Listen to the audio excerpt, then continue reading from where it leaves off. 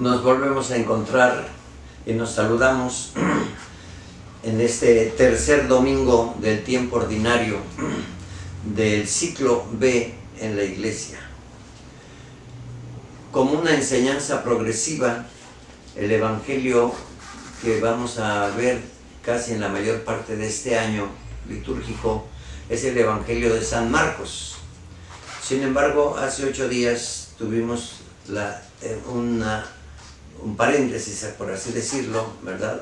Un intercalado con el Evangelio de San Juan en su capítulo primero, porque la intención que tiene la enseñanza de la Iglesia es armar verdaderamente toda una secuencia de enseñanza. Entonces empezamos con el bautismo del Señor, que fue realmente el principio del Evangelio de San Marcos. De ahí nos empezó a hablar de la predicación de Juan el Bautista, en donde se hizo presente Jesús de Nazaret, saliendo de su casa y acercándose entre los pecadores como si fuera un pecador más. Ahí lo identifica, ¿verdad?, Juan el Bautista con las señales de aquella manifestación del Padre, del Hijo y del Espíritu Santo, una teofanía, el bautismo del Señor.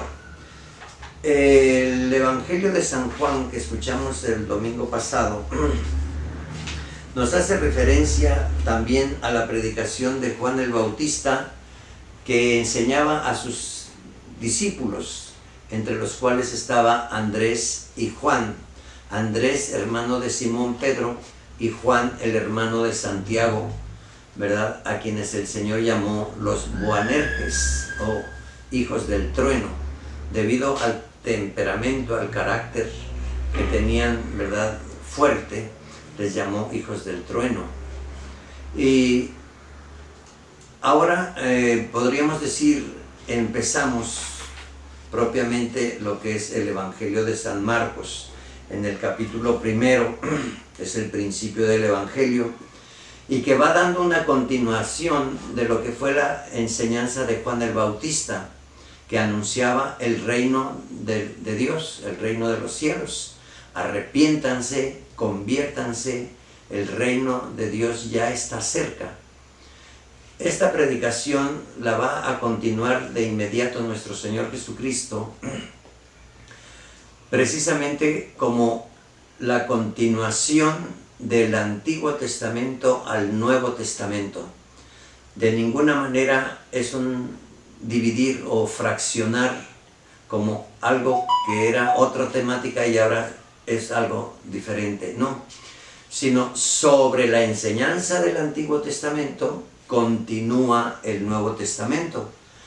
Termina con la presencia de Juan el Bautista y da principio con nuestro Señor Jesucristo.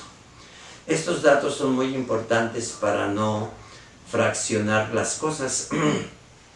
Y nos dice en el Evangelio de San Marcos, este tercer domingo, que después de que arrestaron a Juan el Bautista, conocemos muy bien los datos fundamentales, que Juan el Bautista, predicando en el Jordán, era de tal manera su predicación tan atractiva y tan impresionante, que el mismo Herodes venía a escucharlo desde su, desde su carruaje. Escuchaba a Juan el Bautista, pero nunca se imaginó que Juan el Bautista se voltearía a verlo para señalarle incluso también su vida ociosa. Siendo el rey, debería de ser quien mejor testimonio diera de la presencia de Dios y de la autoridad de Dios para el pueblo de Israel. Y sin embargo, ¿verdad?, vivía de una manera desordenada. Era, y lo presenta el Evangelio a veces como el ícono de toda maldad, de todo desorden humano, bebedor, voluptuoso, prepotente, se sentía el dueño realmente del pueblo, había desconocido que el dueño es Dios. Y de esa manera vivía también con la mujer de su hermano. Así es de que Juan el Bautista voltea en su predicación a verlo y le señala toda su vida miserable. Eso indignó a la amante de Herodes, que era propiamente su cuñada, porque era la mujer de su hermano. Y eso indigna a la mujer. Y le tenía coraje a Juan el Bautista. Y finalmente, en el cumpleaños de Herodes, donde estaba embriagado, estaba comprometido con las autoridades, con los poderes políticos de Roma, y de tal manera quiso manifestar su alegría cuando bailó la hija de su hermano o de su amante, perdón, que lleno de voluptuosidad ante la belleza de la muchacha, comprometió el reino, ¿no? Has bailado tan bien, ha gustado tanto, que puedes pedirme lo que tú quieras, hasta la mitad de mi reino. Nunca se acordó de que el reino era el de Dios. Así es de que comprometió públicamente y juró darle lo que ella le pidiera. La muchacha, ingenua, no sabiendo qué pedir, le preguntó a su madre qué le pido, y la madre encontró la ocasión para cobrar su venganza ante la vergüenza que le hizo pasar Juan el Bautista, y entonces le dijo: dile que te dé en una charola la cabeza de Juan el Bautista. Bueno, primeramente lo arrestaron, lo encarcelaron, que es donde nos presenta ahora el Evangelio de San Marcos. Dice: una vez que arrestaron a Juan el Bautista, Jesús se fue a Galilea para predicar el Evangelio de Dios. Aquí es muy importante estas palabras, porque San Marcos parece que hace como una cápsula de mucho contenido con estas palabras para indicarnos realmente la tarea que desempeñará nuestro Señor Jesucristo. Y la fuente es muy importante, porque Marcos estuvo en verdadera comunión con Jesucristo.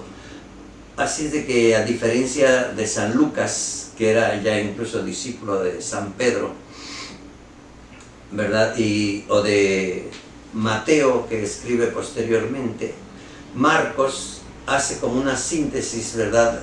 Es una página muy apretada en su contenido, y nos dice que Jesús predicaba el Evangelio de Dios.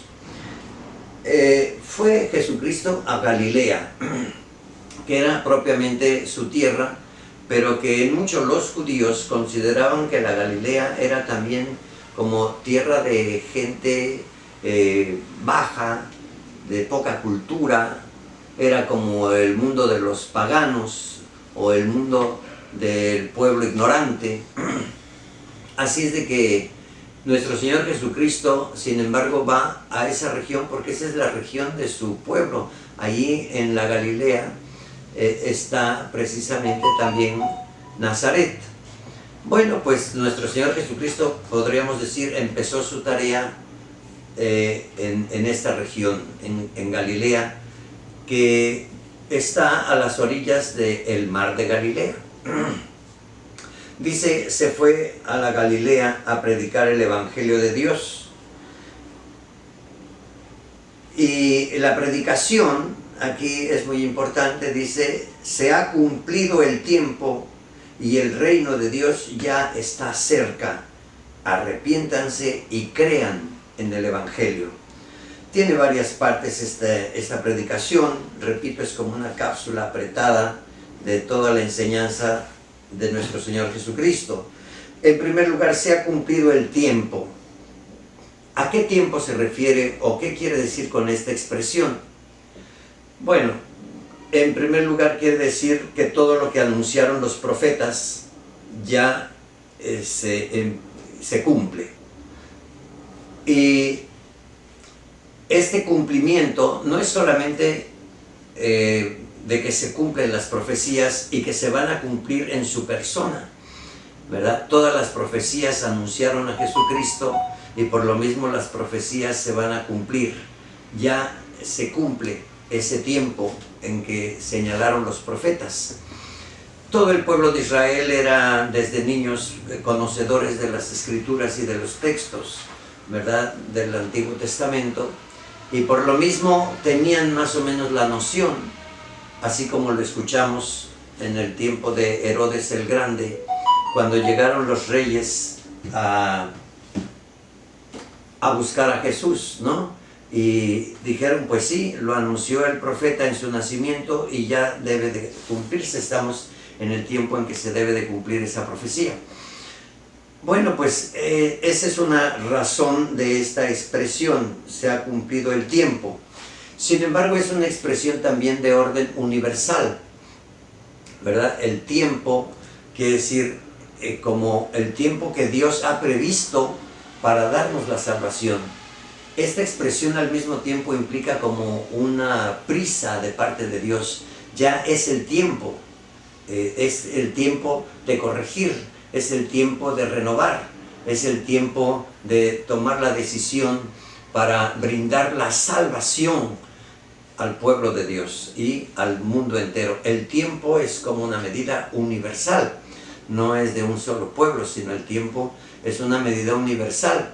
Por lo tanto, esta predicación implica la universalidad que tiene el anuncio de Jesucristo, que no debemos de dejarlo solamente así como un dato histórico en el tiempo de la historia en que sucedieron las cosas, sino el tiempo de la salvación, un lenguaje, repito, universal, y al mismo tiempo implica la premura que tiene Dios. A Dios se le hace tarde por salvar a su criatura y está, diríamos, manifestándose ya en la misma persona de Jesucristo. El reino de Dios ya está cerca. Aquí nos parece, ¿verdad?, algo importante también decirlo, porque Jesucristo es el Rey. Nadie lo conoce tal vez porque apenas va a empezar su predicación. Nadie lo conoce, pero Él sí sabe que Él es el Rey, enviado por Dios, el Mesías. Él es el ungido de Dios, como nos lo dijeran en el río Jordán, el Cordero. En fin, todos los anuncios del Antiguo Testamento en su persona, Jesucristo sí lo sabe. Pero el pueblo todavía no lo sabe. Esto habla también de la necesidad de la predicación, de la formación, de una pedagogía divina para ir abriendo el entendimiento de las gentes. No podemos decir que conocemos directamente a Jesucristo sin antes tener una preparación, ¿verdad?, oportuna, que es la preparación que inició Juan el Bautista. Pero cuando ya está Jesús de frente a nosotros, entonces hay que empezar a conocer a Jesucristo y conocerlo sobre todo en su tarea, no nada más en su figura, en su persona, ¿no? Si es alto, si es bajo, si es de barba, si es de pelo largo, pelo corto, no. Eso no es conocer a una persona, eso es conocer su presencia, su figura, su corporeidad, pero de ninguna manera es conocer a la persona. Bueno, pues el reino de Dios ya está cerca, anunciaba el mismo Jesucristo con las mismas palabras de Juan el Bautista. Ahí vemos la continuación de la predicación, ¿verdad? Ya está cerca. Y la misma temática del anuncio, arrepiéntanse. Esta palabra tal vez haya que reflexionarla, no es nada nuevo, ¿verdad? Sino de lo mismo que ya sabemos todos, es como detenernos y hacer ese arco reflejo, ¿verdad? Reflexión es accionarse reflejamente en uno, como si te vieras en un espejo, ¿no? El reflejo que te da de tu figura. Ahora tu pensamiento tiene que entrar en ti para hacer un análisis de tu persona y ante la presencia del reino de Dios, quitar lo que estorba para poder recibir el reino de Dios. ¿Qué te estorba? ¿Qué nos estorba? Pues nos estorba toda nuestra miseria, nuestra vida soberbia, egoísta, llena de rencores, de resentimientos, de frivolidades, donde le damos solamente culto al cuerpo, procuramos nada más el cuerpo y el bienestar, ¿verdad?, temporal, pero es tiempo de detenernos. Ya llegó el tiempo en que hay que detener todo eso para pensar más en la trascendencia del ser humano, que no debe de quedarse solo en las cosas temporales, sino buscar las cosas divinas y trascendentales. Ese arrepiéntanse, por lo tanto, es fundamental para que quitemos todo aquello que nos esté estorbando para poder estar frente al mismo Jesucristo. Y para lograrlo, nuestro Señor Jesucristo añade esta palabra: crean en el Evangelio. Otra expresión llena de gran composición, porque creer es iniciarnos en la fe. Y la fe es aceptar lo que se nos enseña. Tal vez no lo entendemos a la primera, no lo sentimos, no nos nace esta cosa que están diciendo ahora. Lo ponemos en un análisis, quizás, ¿verdad?, en la forma intelectual.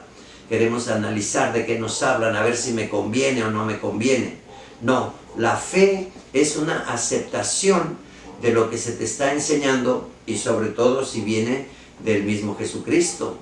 Crean. Aquí hay que aclarar también que mucha gente dice: yo creo en Jesucristo, pero no creo en lo que me pide, lo que me enseña. Creo en Jesucristo, pero no creo en lo que Él hace, en sus obras, ¿verdad? Porque son obras que van más allá a veces de la razón. Yo no creo cómo expulsa un demonio.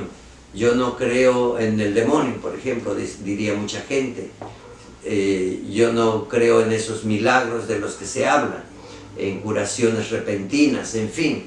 Podríamos dudar de las obras de Jesucristo, o podríamos dudar en una forma más global: yo creo en Jesucristo, pero no en su iglesia. Y pues la iglesia es la gran obra de Jesucristo, como una obra necesaria. Si yo digo creo en Jesucristo, pero no en su iglesia, estoy en un gravísimo error, porque entonces es como si Jesucristo hubiese hecho una iglesia que no sirve para nada, algo inútil. ¿Por qué Jesucristo habría de haber hecho algo inútil, algo que no sirve? Ahí tenemos nosotros que entender que estaríamos en un grave error. Pongo un ejemplo: si yo te digo, yo creo en ti, pero no en lo que haces, yo creo en ti, pero no creo en lo que dices, pues en realidad no estoy creyendo en ti, ¿verdad? Creo que existes porque te estoy viendo aquí tal vez, pero no creo en lo que dices y no creo en lo que haces. Por lo tanto, no creo en ti. Eso implica la duda hacia la persona, y pues simple y sencillamente no es nada atractivo eso. Cuando nuestro Señor Jesucristo dice crean, es como una palabra que va a golpear nuestro espíritu, nuestro corazón, más que nuestra inteligencia, para iniciarnos también en la fe, para iniciarnos en un verdadero y auténtico seguimiento a Jesucristo. Crean en el Evangelio. Evangelio, y aquí está escrito con mayúscula, no es solamente hablar de los escritos de la enseñanza doctrinal, sino creer en Jesucristo, porque Jesucristo es el enviado, euangelio, el enviado de Dios, evangelio, enviado de Dios, eso quiere decir. Yo debo de creer en el enviado de Dios. Jesucristo está diciendo: yo soy el enviado, crean. Y al mismo tiempo, repito, pues creer en lo que nos enseña y creer también en lo que hace, que en términos universales lo que hace es la iglesia para la salvación del género humano. La iglesia es necesaria para darle la salvación al género humano. Aunque la gran parte de la humanidad dijera que no entiende, que no sabe, que no lo siente, que eso no le interesa, Sin embargo, por la iglesia, muchos encontrarán la salvación en el último día. La iglesia es sacramento de salvación, nos lo va a definir también el Concilio Vaticano II, ¿verdad? Sacramentum salutis, sacramento de salvación para el género humano. De la oración de la iglesia y de las tareas de la iglesia, muchos encontrarán la salvación al final de los tiempos. Sacramento de salvación. Es pues importante estas dos palabras que son fundamentales como la médula de la gran predicación, tanto de Juan el Bautista como ahora en su continuidad con la misma predicación inicial de Jesucristo en la Galilea. Arrepiéntanse y crean en el Evangelio, es decir, en el enviado de Dios. Crean en el enviado de Dios. Pues sabemos muy bien que Jesucristo es el enviado de Dios, el Evangelio. Ahí también hay que decir de paso, seguramente, que mucha gente cree que hay 4 evangelios: Mateo, Marcos, Lucas y Juan. No, son 4 escritos del único evangelio que es Jesucristo. No hay más que un evangelio, un enviado del Padre. Y sobre Jesucristo escriben 4, si queremos decirlo 5, ¿verdad? O 6, si hablamos de la predicación de San Pablo, si hablamos de la predicación de Judas en su carta, o si hablamos de la predicación de Santiago también, ¿verdad? Bueno, pues todo eso, el libro de los Hechos también tiene toda una riqueza, haciendo alusión a las enseñanzas de nuestro Señor Jesucristo. Creer en el Evangelio y creer en lo que nos enseña. El principio de fe, principio de fe. Tal vez no lo entiendo, no lo siento, pero creo, lo acepto y lo cumplo, porque es un proceso, ¿no?, pedagógico. El anuncio, la asimilación, la transformación y finalmente la acción. Ad intra, ad extra. Bien, dice, caminaba Jesús por la orilla del lago de Galilea. Salió a caminar, diríamos, por la playa. Cuando vio, es como un encuentro casual que causa cierta alegría, emoción, ¿no? Dice, caminaba por el lago de... Cuando vio a Simón y a su hermano Andrés, estaban echando las redes en el lago, pues eran pescadores. Aquí empieza el sentido también vocacional. Jesús, al mismo tiempo que salió a predicar, donde incluso lo siguieron, dice, ¿verdad?, los galileos y todas las regiones aquellas, ¿verdad?, nos señala 7 regiones, ¿verdad?, como un número de perfección, es decir, el Evangelio anunciándose para todo el universo, para toda la humanidad, ¿no? Y nos dice al mismo tiempo que vio pues a Simón y a su hermano Andrés. La tarea de ellos, sabemos, pescadores, aquí mismo lo dice, ¿verdad?, echando las redes. Las palabras están armadas porque las redes es para acaparar el pez, ¿verdad?, el pescado, y la tarea misma fundamental, pescador. Jesús les dijo, síganme y haré de ustedes pescadores de hombres. ¿Cómo sería la mirada de Jesús al pasar por la playa? Que con esa mirada cautiva a los hermanos Simón y Andrés. ¿Qué es la mirada de Jesús? La mirada de Jesús implica también un llamado, implica un fijarte, puse mis ojos en ti y yo te estoy invitando, ¿verdad? Sígueme.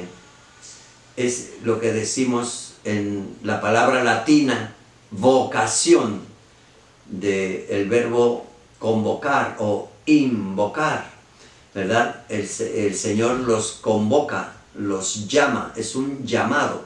Síganme.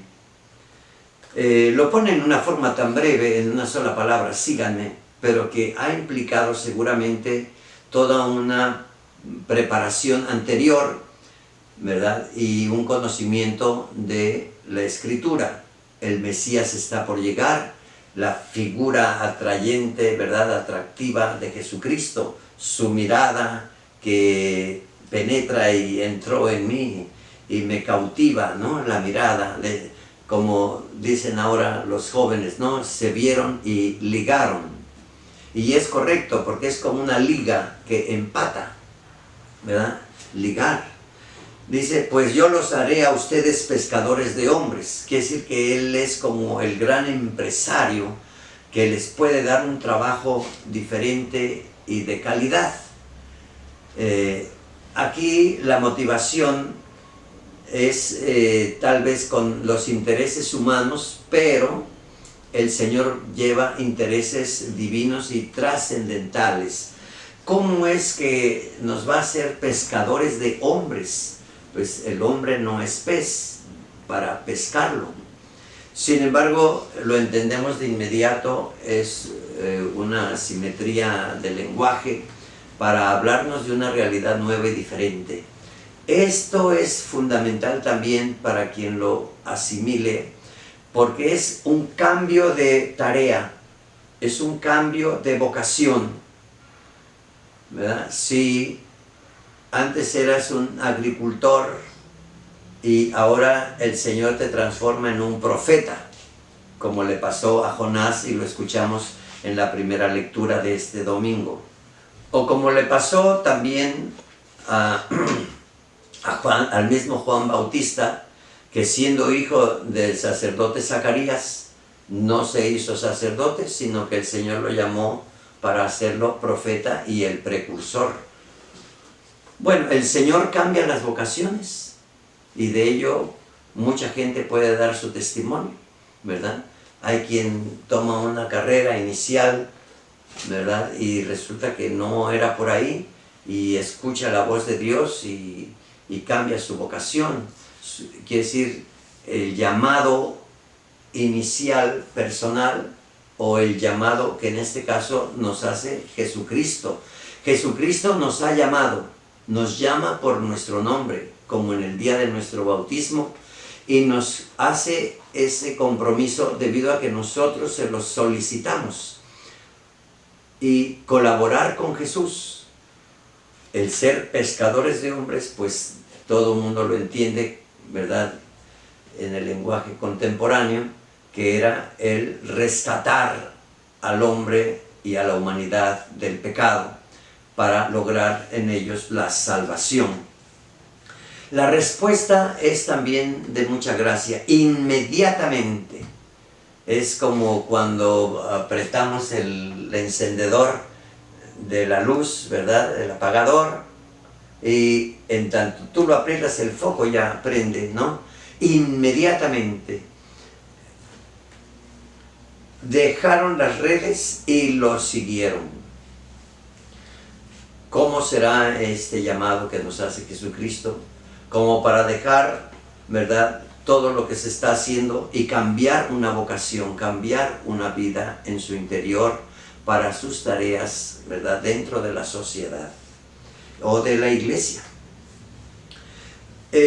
Siguió caminando, dice, y un poco más adelante vio a Santiago y a Juan, hijos de Zebedeo, que estaban en una barca remendando sus redes. Vuelve a hablar de las redes, vuelve a hablar de la tarea de los pescadores, habla incluso de la barca. Bueno, pues aquí son palabras como claves, ¿no? Finalmente la gran barca de Jesucristo es la iglesia. que es un eco también de lo que fue el arca de Noé. La barca, el remendar las redes que son para la pesca. Dice, los llamó y ellos, dejando en la barca a su padre con los trabajadores. Aquí está el desprendimiento también, no solamente de una tarea, sino el desprendimiento incluso de su familia, dejando a su padre con los trabajadores, se fueron con Jesús. Es curioso porque hace 8 días en el Evangelio de San Juan nos narra que Andrés y Juan eran discípulos del Bautista y que siguieron al Señor y que pasaron incluso un día con él. Fue la narración del Evangelio de San Juan. Hoy el Evangelio de San Marcos nos lo presenta con todas estas intenciones de lo que implica el llamado o la vocación para una tarea diferente y específica, que tiene una gran novedad, porque nunca antes nadie había hecho este llamado, hasta que Jesucristo se presenta y empieza a hacer el llamado. Lo que Jesucristo empezó con 3, 4, 12, finalmente 12, ¿verdad? Como las 12 tribus de Israel, hoy el Señor llamaría a 12, precisamente para formar un pueblo nuevo, ya no nacidos por la carne, sino nacidos por el agua y el Espíritu. Bien, pues queridos hermanos, la enseñanza aquí nos podría llevar mucho tiempo, pero creo que esto es lo fundamental, que está iluminado por la primera lectura del profeta Jonás, a quien el Señor lo llama con un llamado también fuerte: levántate y vete a Nínive. Ese levántate es como una orden que lleva prisa también, ¿no? Levántate, vete a Nínive, la gran capital, para anunciar ahí el mensaje que te voy a indicar. Lo hace profeta, le cambia su vida familiar o su vida tranquila de sus trabajos, ¿verdad?, del campo, de la agricultura, y lo transforma en un profeta. Y vaya, qué profeta, ¿no? Profeta probado. Jonás fue y anunció lo que el Señor le decía. Nos habla de esa gran ciudad. Dice aquí, se dilataban 3 días para cruzar la ciudad. Es como una grandísima ciudad, 3 días caminando. Es un lenguaje que proféticamente anunciará también a Jesucristo muerto y resucitado al 3er día. Y nos habla también de cómo Jonás pasó 3 días en el vientre de la ballena, ¿no? El número 3 aquí habla de otras razones, es numérico, profético, ¿no? Dice, hacían falta 3 días. De hecho, el libro de Jonás fue escrito cuando Nínive ya había casi desaparecido. Era un lugar pequeño, pero era un emporio que estaba a la orilla del mar, ¿verdad? Ahí donde la ballena desembarcó o vomitó a Jonás. Y el mensaje, el contenido, la médula de la predicación de Jonás era eso, ¿no? Arrepiéntanse de su mala vida. Y Nínive va a ser destruida en 40 días. Anuncia una cuaresma, ¿verdad?, donde nos daba el tiempo de preparación. Ya vamos a entrar próximamente a la cuaresma también anual de la iglesia, para que sea el tiempo propicio del cambio. Dice, ellos creyeron en Dios. No dice creyeron en el profeta, sino creyeron en el anuncio que Dios da a través del profeta. Y por eso ordenaron un ayuno y se vistieron de sayal, grandes y pequeños. Cuando Dios vio aquello, que se convertían de su mala vida, porque esa es la misión del profeta, ir a buscar que cambien de vida, que se arrepienta el pecador, ¿verdad? Cuando vio Dios que cambiaron de vida, entonces ya no les mandó el castigo que les había anunciado y que había determinado imponerles. Estas palabras en nuestro tiempo, queridos hermanos, Si Dios viera nuestra conversión, nuestro arrepentimiento, el que hacemos penitencia, incluso ayunos, indudablemente el Señor tendría también la facilidad de entrar más a la humanidad. Una humanidad que ha sacado a Dios de su vida y de su sociedad. Y si hoy nos arrepintiéramos y cambiáramos de vida, indudablemente, ¿verdad?, el Señor estaría más visible y más cercano a nosotros y podríamos cambiar los castigos que ahora padecemos. No quiere decir directamente de lo temporal o de las calamidades del tiempo, sino sobre todo de nuestra suerte final, que nadie se condene, que el alma se purifique, que estemos ya preparados incluso para salir a la vida eterna. Esta idea la retoma San Pablo diciendo, ¿verdad?, la vida es corta y por tanto conviene que los casados vivan como si no lo estuvieran, los que sufren como si no sufrieran, los que están alegres como si no se alegraran, los que compran como si no compraran, los que disfrutan del mundo como si no lo disfrutaran, porque este mundo que vemos es pasajero. Quiere decir, prepárate más bien a la vida eterna, a participar con Jesucristo de la resurrección y de la eternidad. Queridos hermanos, el Señor les bendiga y que sea un llamado universal para retomar nuestra vocación de cristianos y colaboradores en la salvación del mundo. Iglesia, sacramento de salvación. En el nombre del Padre, y del Hijo, y del Espíritu Santo, alabado sea Jesucristo.